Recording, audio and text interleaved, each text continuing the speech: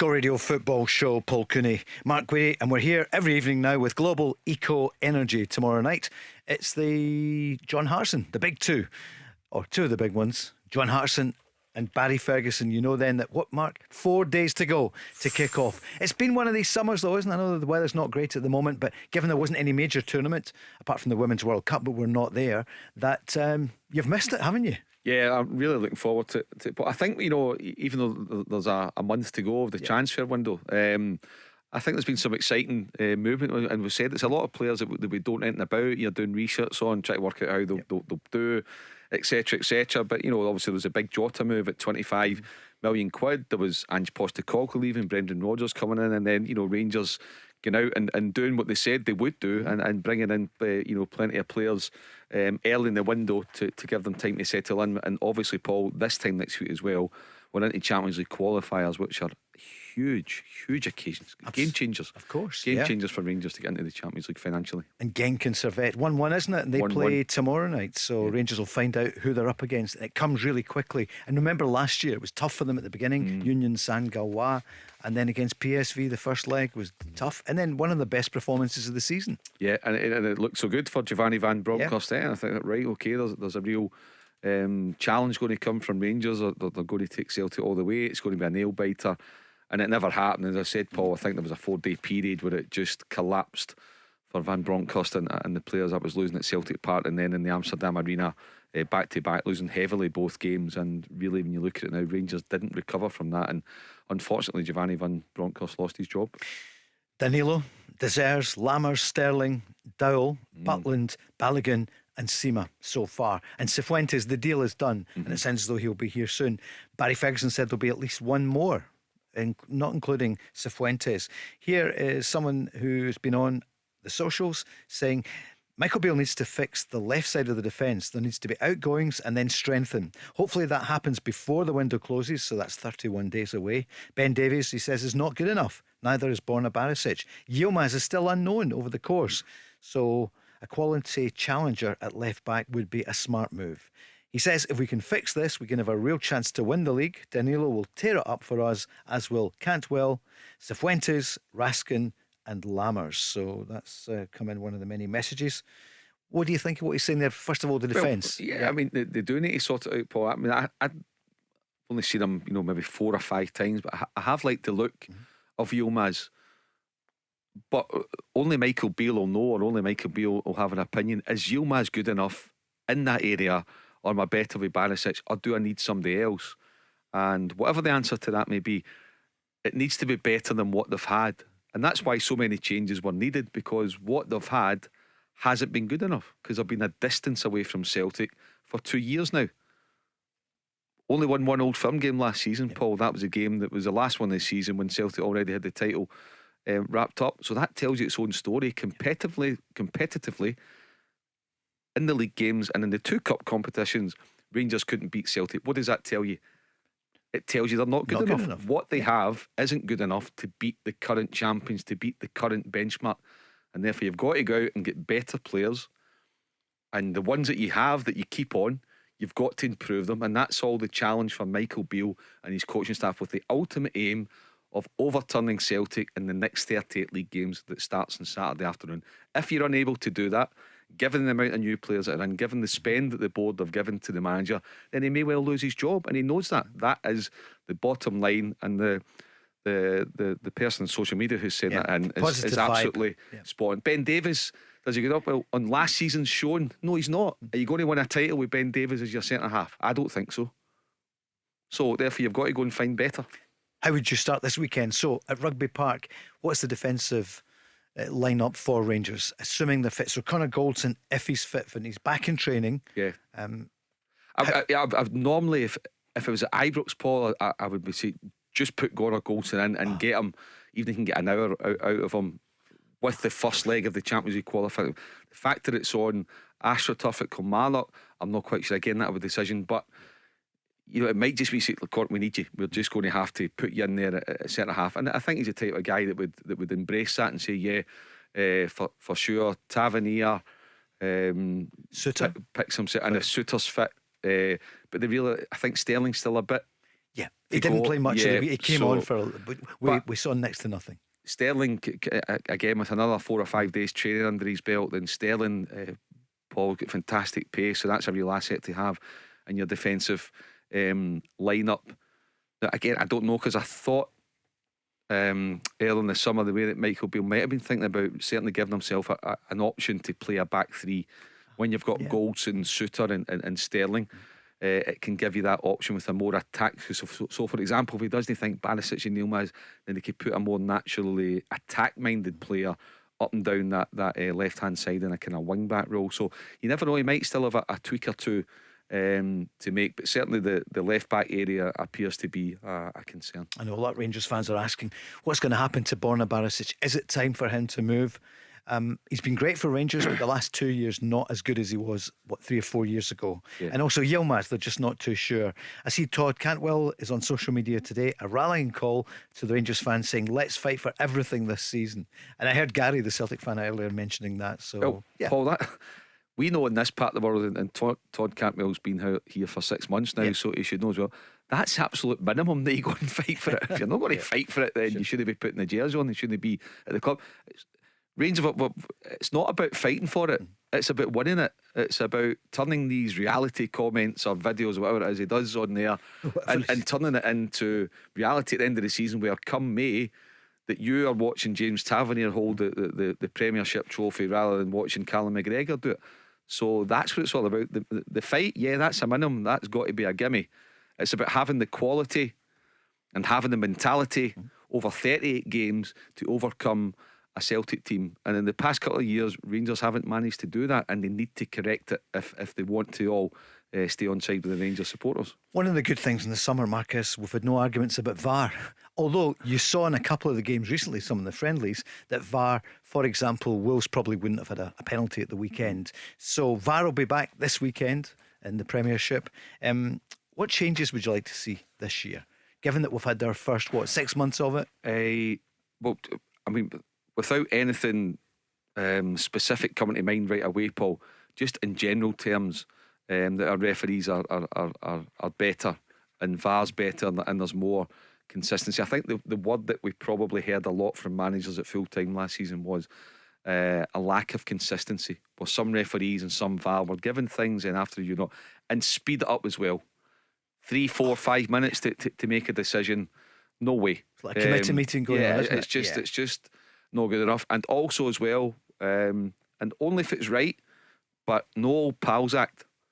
What do you mean? If you're called to the screen, if you're the match referee on the pitch and you're called to the screen by the VAR official, don't just automatically, well, because he's called me to the screen, I need to give the decision. If you still feel that you're right, then stand by yourself. And if you're overturning the guy in the van is only there to help. The guy who's on the field is a guy who should be making the decisions, and if he needs the help of VAR, fine, but don't just be thinking that you have to give the decision as soon as VAR calls you to over to the screen. But certainly just more consistency, Paul. It wasn't good though. I mean, I can remember we're on here every Monday night, me, you and Barry, and every Monday night we were dominating the programme with VAR, with our referees. 4 weeks out of 5 we were dominated by VAR and some of the shockers that we had on a Saturday and Sunday afternoon. Well, we'll be back on Monday night as well, the three of us, but let's hope there's not too much on VAR and GAR. Since I last saw you as well, so Hibs went into Europe with great hopes to Andorra. Should have been a gimme. You know the story, it wasn't. Luckily, from a Scottish point of view, Joe Newell got that goal right at the end, so 2-1. And you saw what happened afterwards on social media. They were getting pelters from the 200 Hibs fans, and the manager saying calm down. I see today Hibs are going to pay Rosa 700 grand for a new striking partnership for Martin Boyle when he's back is Dylan Vente. So he was attracting attention from Coventry, Sunderland, Palermo maybe, and Pisa. Big money, Paul. It is, isn't it? It's a massive amount of money for Hibs. Big signal from the board. It is, and credit to them. Ron Gordon's family have said that they'll carry on what Ron had started, and they appear to be going down that direction. You may also have the hand of the new sort of head of recruitment and technical director, Brian McDermott, the old Reading manager, and who's got good contacts all around Europe. So certainly you want Hibs to go and get it is embarrassing to lose that game, but I get it. But these European ties are over two legs. So as long as Hibs get through, if they get knocked out, it's a different story, it's a different conversation. But as long as they get through over the 180 minutes, and I'm sure they will. It's the Red Imps one or Niederhorn, isn't it? Exactly. It's happened to all of them. Exactly, yeah. Yeah. So you're saying, can't you agree with Lee Johnson in this instance? Right, wait a minute. Yeah, of course it's concerning, sure. but it's over 180 minutes. It wasn't a one-off tie. So just, relax, and obviously you've got every right to be concerned, every right to be disappointed, because you've paid your money to go and support your team, and they shouldn't be losing that kind of game. But give them, the manager and the players, the opportunity to overturn it at Easter Road. I see today that David Martindale, the manager, hugely successful and long running. That's 3 years now he's been in charge there, just under 3 years. He said, I'm not looking forward to the new season. If I'm sacked, I'll be on a building site within days. Now, I'm hoping there's tongue in cheek there. He's been such a part of things there. What do you feel about David Martindale's? And are you worried about some of the managers? Well, Paul, I think we'll probably see over the course of the next 12 months, at least 3 of our top flight managers will lose their job. And if you look at last season, 3. Robbie Nielsen, Yep. Jim Goodwin, Callum Davidson, Sure. Graham Alexander right right on the eve of the yeah. season. Giovanni Van Bronckhorst, I think was it half the managers They did. lost their jobs. Yep. So you can say for not that it gives you any pleasure to say it, but I think at least 3 managers in our top flight will lose their jobs in the next 10 months. We'll come back to that in a moment or two. Let's go on the lines in the Go Radio Football Show with Global Eco Energy, and Paul is on the line in Kirkintilloch, a Celtic fan. Good evening, Paul. Hi, good evening, guys. How are you doing? Hi, good, Hi, thanks. What's in your mind tonight? It's just looking forward to the start of the new season at the weekend. I think in some ways it's a bit different to I thought it was going to be.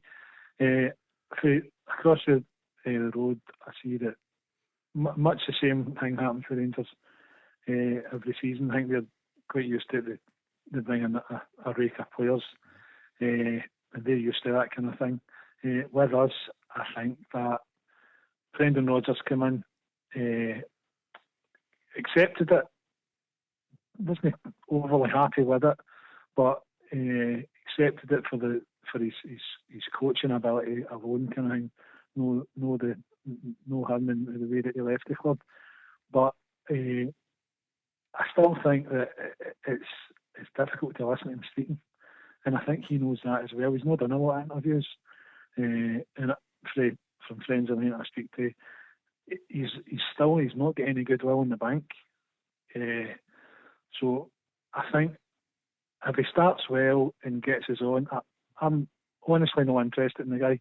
As long as he makes us better, if he makes us better in Europe, I'm sure this will ease off. But I don't think there is a lot of goodwill for Brendan Rodgers, to be honest. And if he doesn't get the results in, I think that, I'm not saying that he'll get the bullets straight away of that, but he'll need to be on his game, I think, because he's coming back to a totally different environment. Mark? I mean, well, Brendan Rodgers isn't here to go out and have dinner with Celtic supporters or to go out and spend the night with them. He's here to win football games. He's here to make players better, win football games, and make the Celtic fans happy at the right moments. When you get into cup finals and when the league championship is handed out next May, and obviously you've got the Champions League nights, and you want to go and get a couple of wins and improve on the way it's been the past few years. There might be, I dare say, there will be some Celtic fans that they won't have a lot of goodwill in the bank from, but they say he's there to go and do a job as a manager of the club. I think it's an outstanding appointment. I've said that I think it's an upgrade on Ange Postecoglou, because I think with a number of Celtic fans, and they haven't get past the point yet because there's not been competitive games. They only remember the Brendan Rodgers that left the club in the February or March of his third season. And at the time, I understood why he left. I got it, and I could absolutely see why he did leave. And for me, I didn't have a problem. On a professional level, you can move jobs. I didn't have a problem with it. It was unfortunate for Celtic. I get that, but knowing some of the circumstances, I didn't have a problem with it. But when you think back to his first 2 years, he won 7 trophies out of 7. And as I said tonight in the programme about James Forrest, look at the James Forrest he inherited to what he turned into. Scott Brown, Callum McGregor, Kieran Tierney, the list goes on. He's signing Scott Sinclair, sensational player of the year in his first season. So you think back to all of that, and if you take away Brendan Rodgers' exit and judge him on his 30 months as manager, you can't fail to be impressed. And that's why I think you should be excited about him coming back, because Brendan knows that there's one or two fans that are not having him, and he gets that. He understands why that's the case. So there's that extra determination from him and that extra fire in his belly. He's up for this, Paul. Brendan Rodgers is up for this. And it's because of some of the comments that Paul's made there, and he's made them very well. He's made them very fairly.